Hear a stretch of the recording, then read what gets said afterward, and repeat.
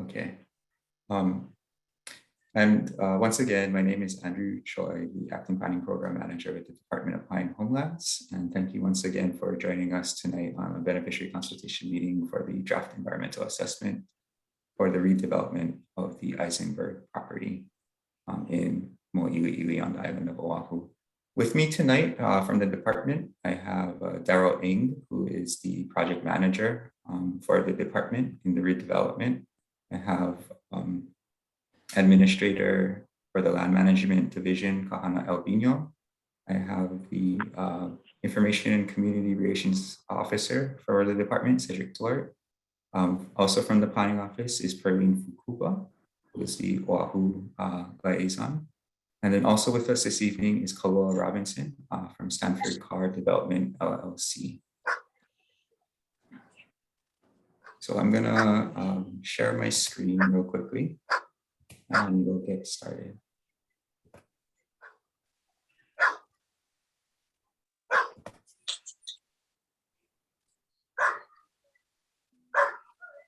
So for those of you who are new to Zoom, just a quick couple housekeeping items. I know most of you have probably been zoomed out over the last couple of years because of the pandemic, but just in case those of you who are unfamiliar with the controls, just a couple housekeeping items. Please keep your microphone on mute when you are not talking.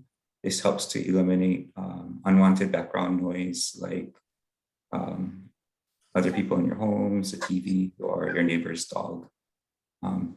If you have questions, you can feel free to raise your virtual hand, or you can type your questions into the chat. We'll collect your questions either way and strive to get to your questions. Also, just one more reminder that this meeting is being recorded and will be posted on the department's website. And for our record keeping, if you folks don't mind typing into the chat right now, your first and last name, where you live, and your status as a DHHL beneficiary, whether you are an applicant on our waiting list, a lessee, or neither. So this is just a quick overview of what we'll be covering tonight. We're currently in the welcome and introductions. We'll give a short presentation by the department and Stanford Car Development, LLC. And then after our presentation, there will be an opportunity for those of you on the call to ask questions or offer your mana'o. And finally, we'll go over next steps in this redevelopment process. For those of you who have participated in our beneficiary consultation meetings before, this is just kind of a review of kind of the etiquette and protocol that we'd like everyone to have. Just be respectful of the person talking. Wait for the facilitator to call on you. I'll be your facilitator tonight, so I will try to call on you if you raise your virtual hand or your physical hand, or if you type something into the chat. When addressing other participants, please be respectful, show aloha, and treat others how you would like to be treated. We also have to understand that others might have different opinions and perspectives than us, so let's be respectful and let's understand that we can agree to disagree. And lastly, this goes for both our beneficiary participants as well as department staff. Please have an open mind and take home new ideas or information. So just a quick overview. The department is guided by a planning system that is multi-tiered. We have the general plan, which is currently going under an update. It gives us statewide policies and goals that guide our strategic thinking over a 20-year time frame. And the second tier, we have our island plans, and our island plans give more geographic specific recommendations on the Hawaiian Home Commission's land use policies for lands on a particular island. So the island plan identifies lands for homesteading, for ag, for residential, commercial use, industrial use, or community use, or conservation. And then lastly, we have our third tier, which provides guidance at a more regional and local level, which includes our regional plans and development plans. So tonight, I'm just going to real quickly go over the island plan and what the island plan says for our 2-acre or our parcel in Mo'iliili. So tonight we're talking about the department's Mo'iliili parcel, also known as 820 Isenberg. It's located on Isenberg Street as well and near to Date Street. So it's in the heart of town in Manoa, near the old stadium park. The island plan identified the parcel for commercial use, but it also mentioned that the parcel had opportunity to be redeveloped for mixed use to provide potential housing opportunities. And this is kind of just a quick aerial overview. And this is kind of just a graphic rendering of what the site would look like after redevelopment. And just a quick overview of the project history. So the department acquired this parcel in 1995 from the Department of Land and Natural Resources. It was the site of the former Bolodrome bowling alley, which operated for close to 50 years. For the majority of the time that the department has had the property, we leased it out for commercial revenue generating. Since the passage of the Oahu Island Plan in 2014 and the recommendation to consider residential opportunities for the parcel, the department issued an RFP, or a request for proposal, to different developers to redevelop the site. During the course of the request for proposals, several developers submitted their proposal to the department. And through a procurement process, the department selected Stanford Car Development, LLC, and Hawaiian Dredging Construction Company as a development team to redevelop the site. And one of the things that made their proposal attractive is that they would be redeveloping the site at no cost to the department. And with that, I am going to stop sharing and turn over the presentation to Kaloa Robinson of Stanford Car Development, LLC. Hey, thanks, Andrew. It's a pleasure to be here. Grateful for the opportunity. Would you mind relinquishing share screen to me so I can get this started? Yes, sorry about that. 1 second.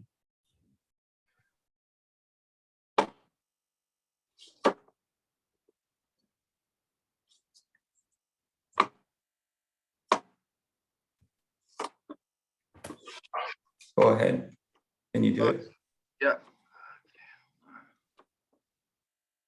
And while Kaloa is getting the presentation up, I'd just like to acknowledge Chair William Aila and thank him for joining us this evening.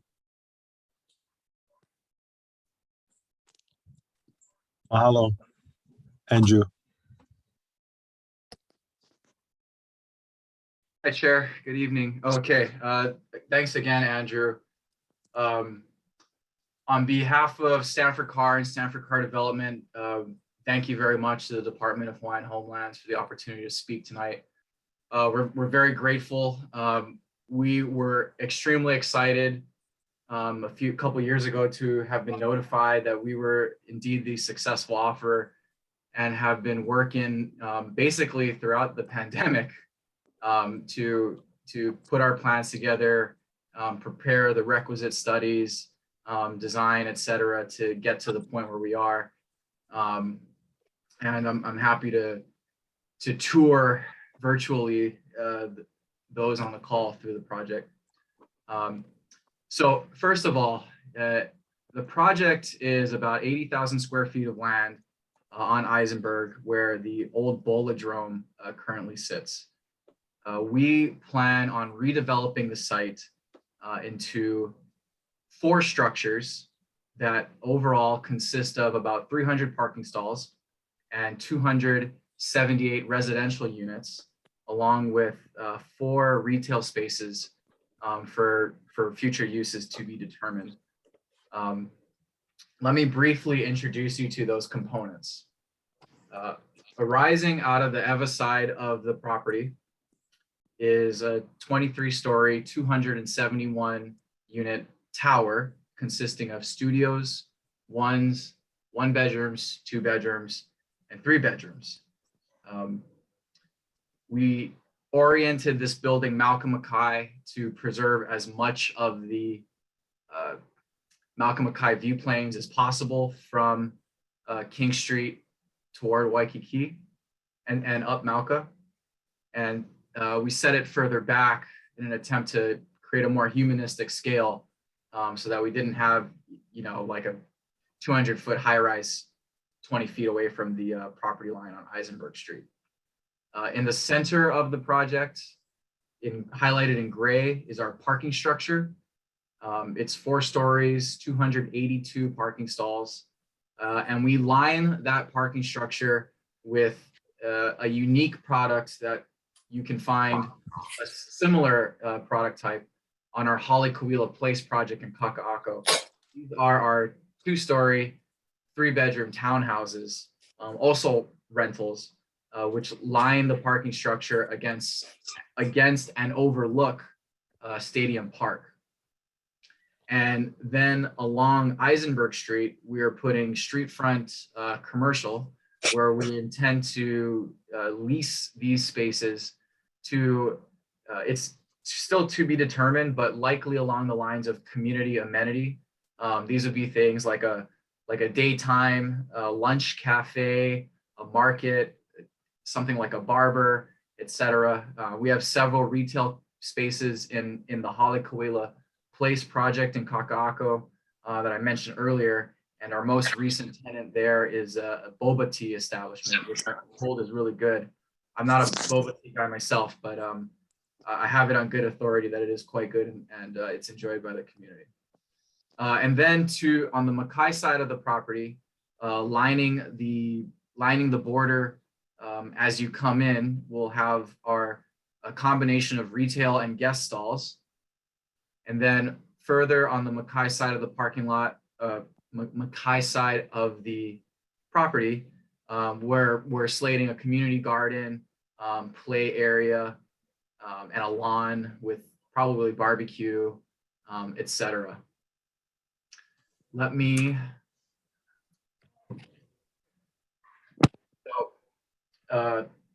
honing in from the general plan, wanted to highlight that part of our RFP was to implement whatever sorts of green technologies possible.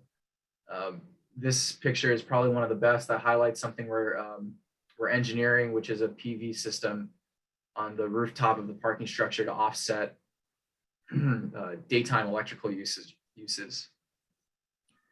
Getting a little bit more specific about the units themselves, the residential units in which beneficiaries of the Hawaiian Homes Commission will live in, mostly 2 bedrooms. So in the tower, 271 units total, mostly 2 bedrooms, 203 total, with 23 studios, 23 1-bedroom units, and 22 3-bedroom units. Then along the park side, we'll have our 7 townhouses, all 3-bedroom units in those townhouses for a total of 278. In the parking structure, we're committed to at least one parking per unit for a total of 282 stalls in the interior, and surface parking of retail and guests of 24 for a total of 306 parking stalls. So here's a rendering to the left of what we call the Woonerf. Let me give you guys some perspective. So the Woonerf is this area here in between the tower and the parking structure. It's a walkway. It creates a more humanistic scale. We generally find this to be a very pleasant feature in properties. It's something very similar to what we did also in Kaka'ako at Keoho Place, where there's a Woonerf slated between the parking structure and the future rail station. That Woonerf is, here we are looking Mauka with the tower on the Eva side and the parking structure on the right side with the drop-off area in the foreground. Now, a common question that we get when we speak to stakeholders and the community is who's going to get to live here. And so it's, you know, starting with the obvious, beneficiaries of the beneficiaries of the Hawaiian Homes Act. As part of the RFP, we committed to doing an entirely affordable housing project. Now, affordable housing, affordable is an abused term because what's affordable to one person is not affordable to another. And very rarely is the definition of affordability ever discussed. So I have this convoluted slide up for me to explain to those on the call exactly what that means. The barometer for affordability is a percent of the area median income, or AMI, which is to say that we gauge affordability based on whether someone of a certain percentage, earning a certain percentage of the area median income can afford. For example, in 2001, the Honolulu area median income was $95,600. So what we do to determine whether a certain rent is affordable to that person is approximately take, say, for example, at the 30% of the area median income level, or 60% of the area median income level in this case, that's a person, a household making $57,000 or less. We take their income, divide it by the amount of months in a year, 12. We subtract out for a utility allowance, and we figure that affordable means that you're only spending 30% of your gross income on your rent. So all of this convoluted language to say that someone earning $57,000 a year should be paying about $1,100 a month for a one-bedroom unit, which is approximately 30% of their monthly income. So we created this project so that we could rent our units out at the 30% AMI level, which is about, you know, a little less than $30,000 a year from last year. The 60% AMI level, the 80% AMI level, and the 100% AMI level. So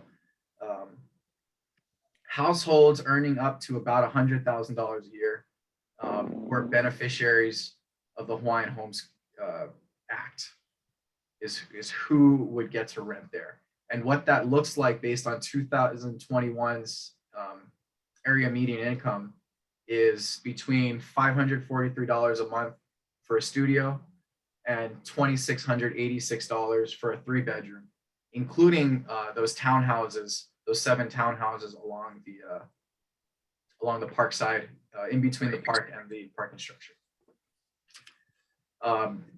Just so you could all kind of get a feel as to how many units would be available to the various income categories. 70% of our project would be available to households earning 60% and below, with 5% at the 30% or deep affordability income bracket, with the remaining 30% being made available to households earning 80% of the area median income, or a little less than $80,000 a year, and 100% of the area median income, or a little less than $100,000 a year. I'm sure when we get to the questions part, there will be questions about that. So if I was unsuccessful in explaining the concept of our, or the way that affordability is regulated for these types of projects, please don't hesitate to ask when we get to that slide. Now, the catalyst for this outreach is because we've reached a pretty significant milestone in the project, which is the publishing of our environmental assessment. And the environmental assessment we commissioned demonstrated that there's not a significant impact from the project on the surrounding area or the community writ large. Let me share with you a few of the highlights from that environmental assessment. First is that our archaeological inventory study that Department of Hawaiian Homelands commissioned found some historic artifacts, but not ancient artifacts and not iwi kupuna. We did find some bottles, a few animal bones, but largely it was basically a dump site for some period of time, almost 100 years basically, up through the end of, up through basically when it was redeveloped into a bowling alley. We also commissioned a traffic study where we measured the amount of traffic at various access points coming to and directly into the property. All of those demonstrated that there's no significant impact from the project.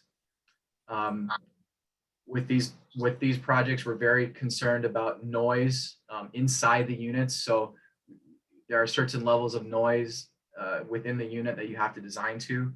We commissioned an acoustic study and determined that our tower units will function within acceptable standards. The townhouse units we're designing accordingly. Just something that happens when you put some stuff on the ground and it's an urban area.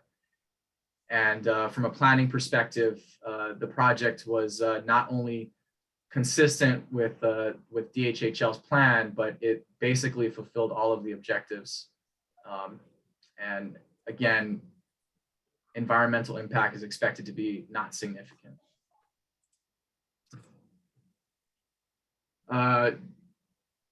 Andrew, you mind if I go through the next steps, or would you like me to yield it back to you? You can go through it. Okay, I'll do my best. Okay. So where we are right now is we're in the 30-day comment period that ends at the end of the month. We greatly value community feedback. We know that the things that we do are going to greatly outlast us. So we recognize it's very important and highly encourage you, if you have comments, to please make them. We'll be going back to the Hawaiian Homes Commission for approval of our final environmental assessment before the end of the quarter. So somewhere between late February, mid-March, and we'll be publishing our final environmental assessment probably late March, early April, something like that. Where we are on the design, engineering, and architecture is that we're currently working through our environmental assessment. We're submitting for our finance program. We're submitting for our financing to the state's HHFDC in February, and hopefully closing on our financing sometime between September and November, with construction optimistically slated to begin at the end of Q4 as our stretch goal, spanning into Q1 of next year. So this is to say late December to late March of 2023 is when we expect to start, meaning demolish the existing structure and then begin construction of the tower, with construction slated to complete optimistically in the second quarter of 2024, potentially through the third quarter of 2024. Another common question we get is, when would we be awarding tenancy to prospective tenants? And the answer to that question is 3 to 6 months before we're slated to finish. So we won't be able to answer this question much more specifically until we start.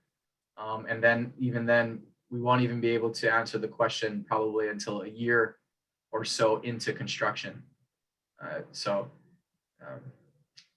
That is the approximate schedule. And then Andrew, maybe for future deals. I'll take it from here. Thanks. Thank you so much, Koa, for providing all of that wonderful information. Just wanted to emphasize that this consultation meeting tonight is on the environmental assessment. And I know some of you folks may have lots of questions about how do I participate in this project. But rest assured that we will be having future beneficiary information meetings to cover topics like the offer process to beneficiaries, income eligibility requirements, and orientations for prospective renters, so that they know so our beneficiaries know how to participate in this project. One thing that I would like to emphasize is that this is the first time that the department is engaging in a project like this, high-rise tower with affordable rentals. As such, we are still going through internal discussions on how we go about offering these opportunities to beneficiaries in a consistent manner. So bear with us as we have our internal conversations about the process. We will, we will share that process in the future at future beneficiary information meetings. Kolo, if you can just scooch it over to one more slide. We are in the middle of the 30-day comment period. So if you do want to make comments on the draft environmental assessment, here are the email contacts that you can send your comments to. Stanford CAR is accepting comments to January 24th. So there is still a couple more, or about a week and a half more for you folks to offer comments on the draft environmental assessment. If you have other project-related questions outside of the draft environmental assessment, feel free to send it to the department directly to dhl.icro@hawaii.gov. ICRO is Information and Community Relation Office. If you have questions, feel free to email it to ICRO. We'll try to answer any of your questions tonight as best we can if we have the information available at the current time.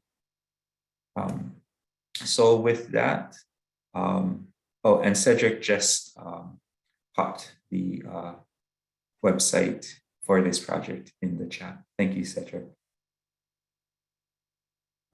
So with that, I'd like to open it up to those of you who joined us this evening with any questions about the project, about the environmental assessment. I know we kind of covered a lot of information real quickly, so feel free to ask questions. Once again, you can either ask questions in the chat or raise your virtual hand and I will call on you. Okay, I have a question from Nalani's iPhone. Go ahead, Nalani. You can unmute yourself and ask the question. Can you hear me? Yes. Okay.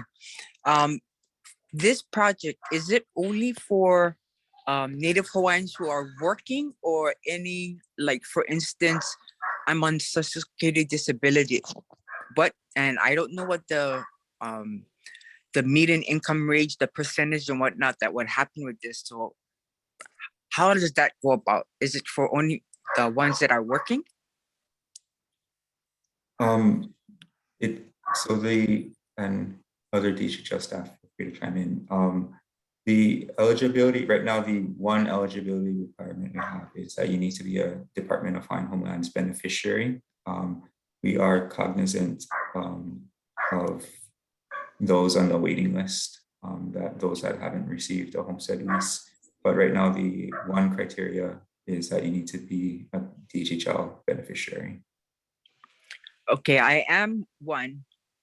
I just was curious is how this is working for beneficiaries who are half Hawaiian and are on a particular income, that just set income. It's not going to raise or going to go lower or anything.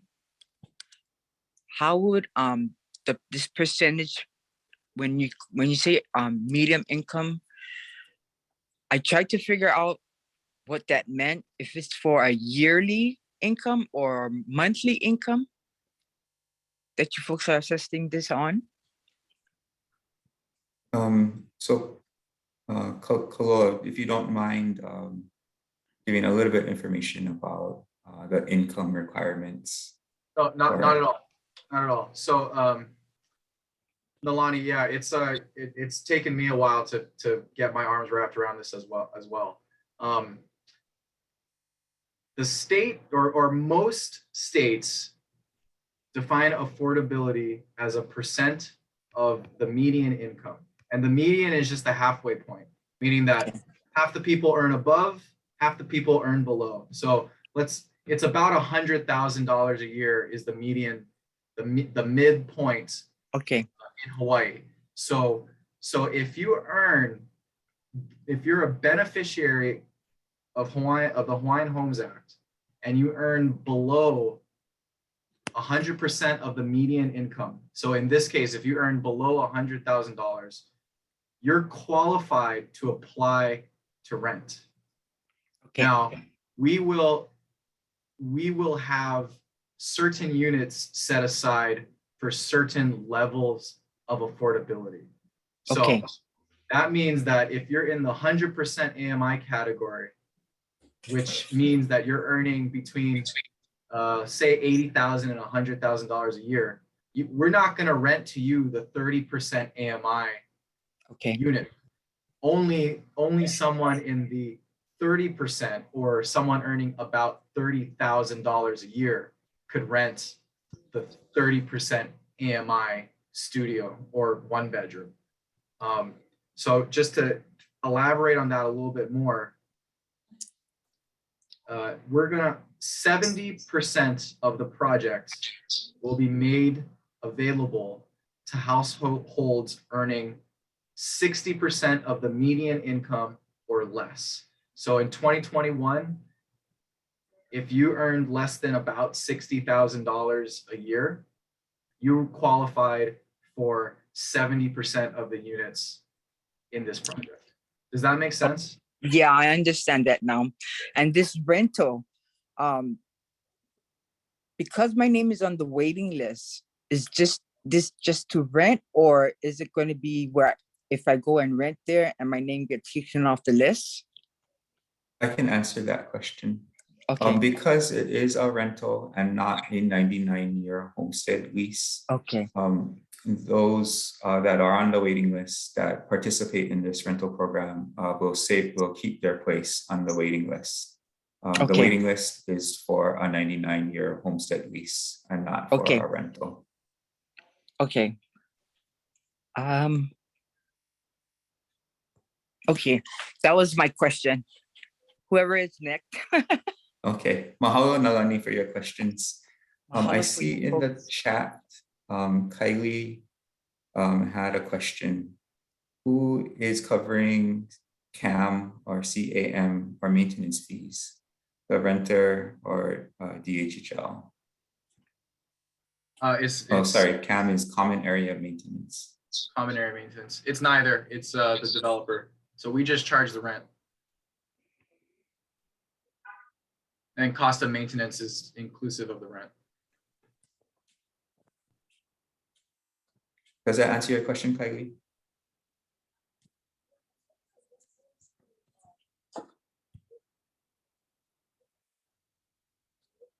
Okay. Mahalo for your question. Are there others who would like to ask questions or share manao?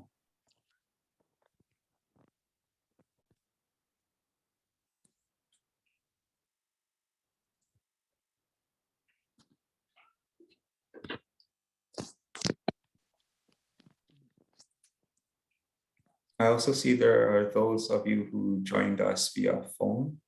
So if you folks, for those of you on the phone, since people are taking time to think about their questions, you can feel free to ask your questions now for those of you joining us via phone. Oh, I see Auntie Puni raised her hand. Go ahead, Auntie Puni. Aloha. Koloa, is there space set aside for kupuna or for community, for the people that live in this development. Early on when the RFP was issued, community had voiced a want to have space set aside for a community center, community kitchen, kupuna care space. Has space been set aside in this drawing for that? Thank you for the question. The short answer is yes.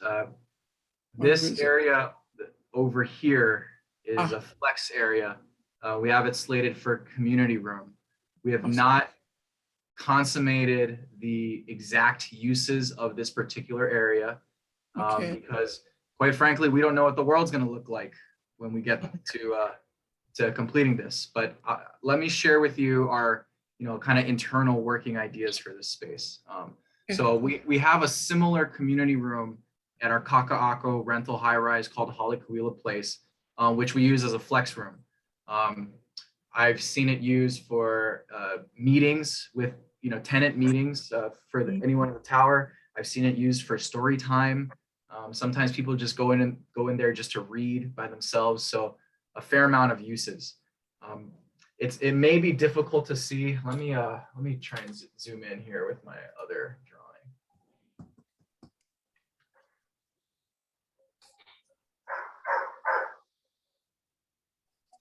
Tipuni, can you see this? Yeah, I got it. Yeah, thank you. So we are anticipating, one of the reasons we put our community room on the end of the tower is that it connects with the outdoor lawn area. So we're figuring for a community garden. We were kind of joking around. When I was younger, we lived in Kailua, and my dad and all our uncles, we'd emu pigs in the backyard when we had that house in Kailua. And we were thinking, it wouldn't surprise me if pretty quickly someone asked if they could do an emu, and I can't imagine we would say no. But in any case, so we have, there's a lot of flexible outdoor space here. We're slating area for a community-run garden. We're slating area for a play area. I don't have it shown just yet because we don't know where the gas line is going to come in exactly, but we're going to figure for a barbecue, probably over here. And then this office space where it's labeled discreetly as an office, but in past projects, we've done something called a makery. And a makery is, it's a vague term for a room with computers for kids. It was inspired by Iolani School's Learning Center, where they have, semi-state-of-the-art equipment, 3D printers, and we were teaching our kids at Halikuila Place, all of whom come from households earning, 100% of the, actually 60% of the median income and below. So they're sort of in that affordability range. Most of these kids don't have the opportunity to go to private school. And what we would do is in this room, we had our computers and we had 3D printers, and we partner with a company called DevLeague to come in and teach them how to code in a platform called Minecraft on Sunday mornings. So that's the long-winded answer. And I guess the short answer is we have areas slated for potential uses, but we haven't concretely set those uses just yet. So that space opposite of the office, that below the community room, is that still open? Here? No, the pink, that corner right. Yeah, right there. Yeah, so this is both the community room. Oh, okay. They're both the community room. Thank you. Thanks for the question. I had a question in the chat from Nalani. Are pets allowed? Probably. I think there's a weight limit on pets. They're probably allowed. I would have to double check that. Okay, so no horses, but maybe smaller animals. Okay. Yeah, I'll double back on that, but I think we typically set like a 40-pound weight limit for most of our high-rise stuff. And cats and dogs, no chickens, horses, pigs, etc. You'd be surprised. Other questions? These are good questions. So mahalo everyone for asking these questions.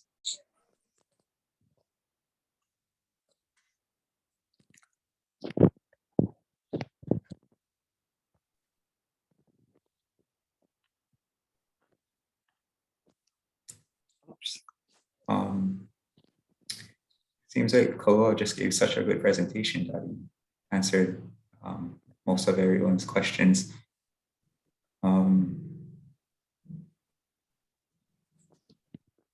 Okay, thank you, Kylie. So Kylie asks, of the parking, how many guest parking stalls? We have better.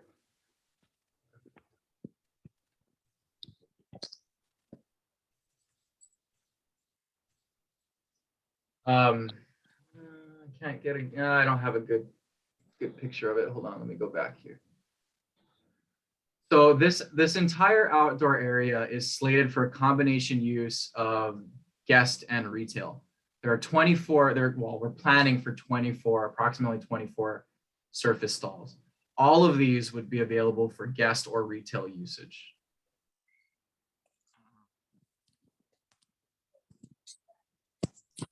Okay, thanks for that answer. Other questions?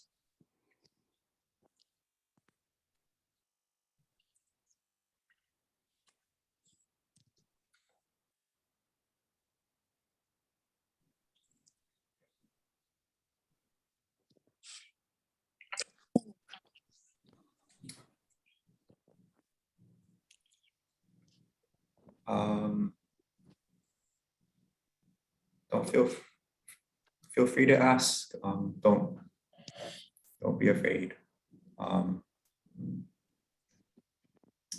As a facilitator, this is one of the things that you fear is silence, but it's okay. Are there medical facilities in there?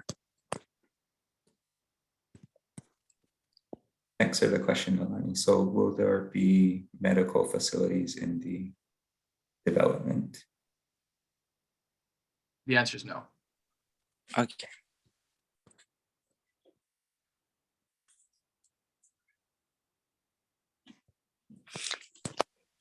Like I said before, these are really good questions. So thank you for asking these questions. Good information that we can share with you folks. Yeah, that's exactly right, Andrew. These are actually really good questions.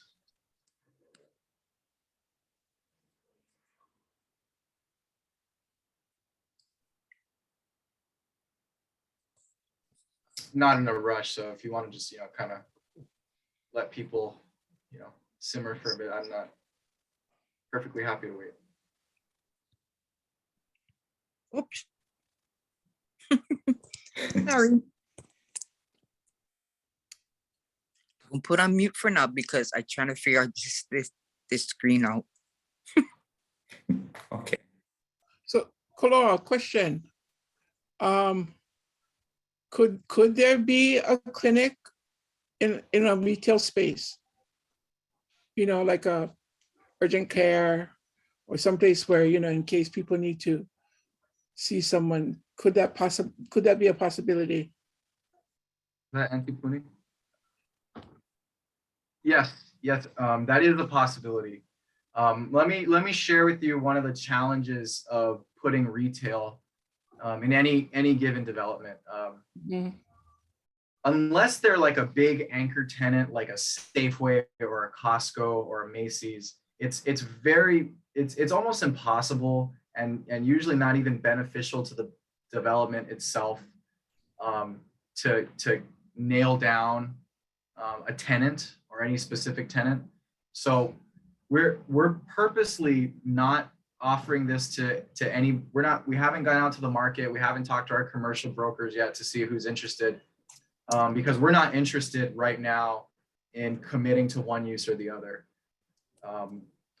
What's going to be important is about a year from completion, we will need to do a market study to find out what would be a successful tenancy in those spaces. So part of this is going to be from feedback in venues like this. Part of it's going to be us going out to the market and finding out who would be a successful commercial tenant, someone that's gonna stay in business, keep paying rent to help offset the common area costs, Mhm. and also provide a use for the 278 people that live on property. So the answer to your question is yes, it could potentially be a medical use. We will have to see in about a year and a half or so if there is a clinic operator that would be interested in the space. Yeah, no, I asked because there's Native Hawaiian serving organizations, you know, like Keolamamo, like Queens, yeah. Queens has an urgent care clinic in Kaka'ako, and they're planning to boom out. So, you know, I think it's advantageous in this project to look at bringing in Native Hawaiian serving organizations to care for our kupuna and the families on this property. And it's really what we advocated for when we started down this road, ja. Papakolea, because this project is in Ahupua'a, we feel, you know, kuleana, to ensure that the 200 plus families that live on this property have the facilities they need to, you know, to take care of them. So, you know, while retail is good, we need to put our people, our social kupuna first. So just thinking of those avenues, yeah, there's other Native Hawaiian serving organizations that should be there, like Keolamamo. Keolamamo should be someplace around here.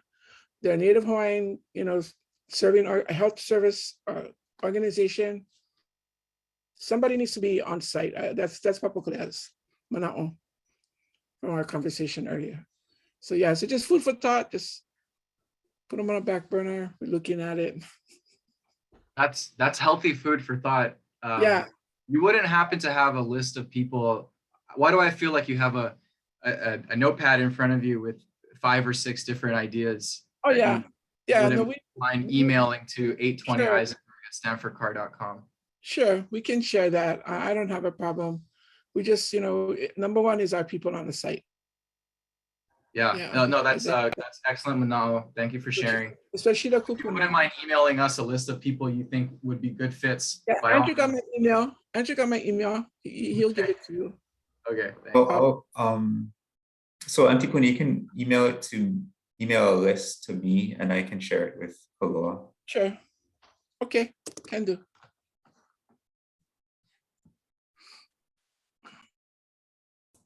Yeah, this is really good questions, really good mana'o you folks are sharing with us tonight. Others that want to ask a question or input on the project, share their input on the project.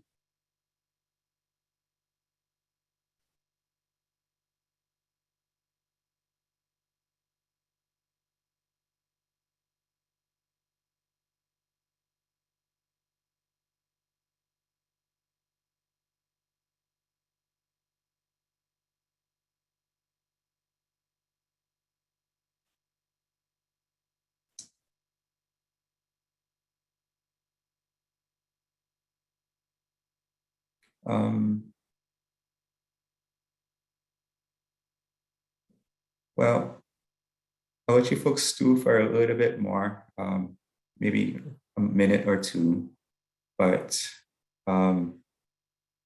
again, this presentation will be on the department's website, the same location you folks used to access the meeting tonight. So we'll be posting this presentation, a recording of tonight's meeting on the department's website. Feel free to share it with others who may have wanted to attend tonight, but weren't able to. And then if you're like me and you're like, oh, I should have said that last night, or I should have asked this, there is still opportunity for you folks to ask questions or provide comments on the project. Those contact information was shared on the previous slide. So there's, if you folks, you know, sleep on it and have other questions or comments, feel free to send it to those contact addresses that we shared in the presentation. Okay. Oh,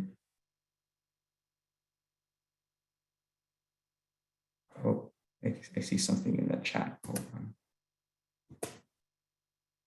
Oh, I just want to comment that Auntie Puni's idea for health services is a great idea.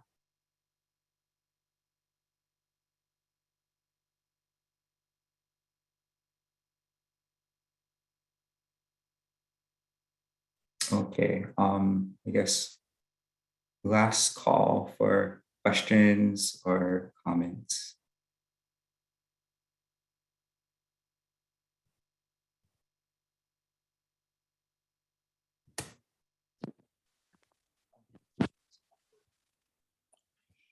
Hi, Andrew. Yes, go ahead. Because I lived over there for a while, Isenberg and what is the cross street or the different streets? The cross street is, or the closest cross street is Date Street, although the project isn't bordering Date Street.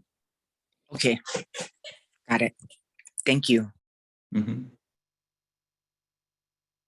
Just right next to the stadium park, right to the side of it.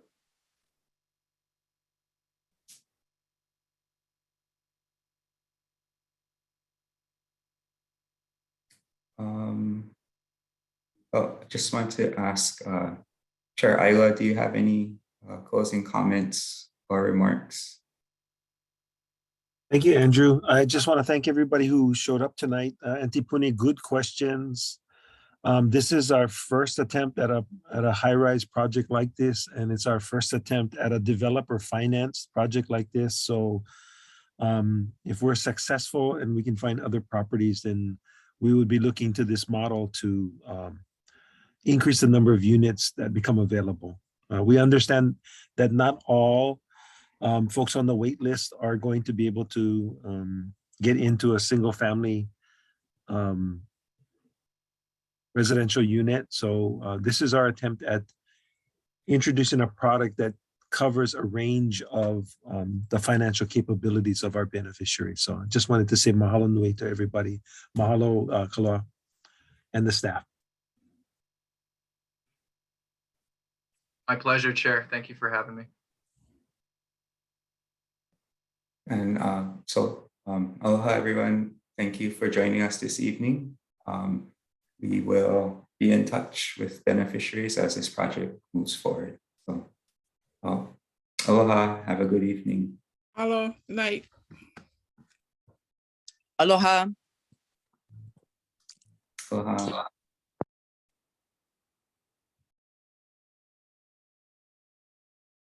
Okay, I'm going to stop the recording and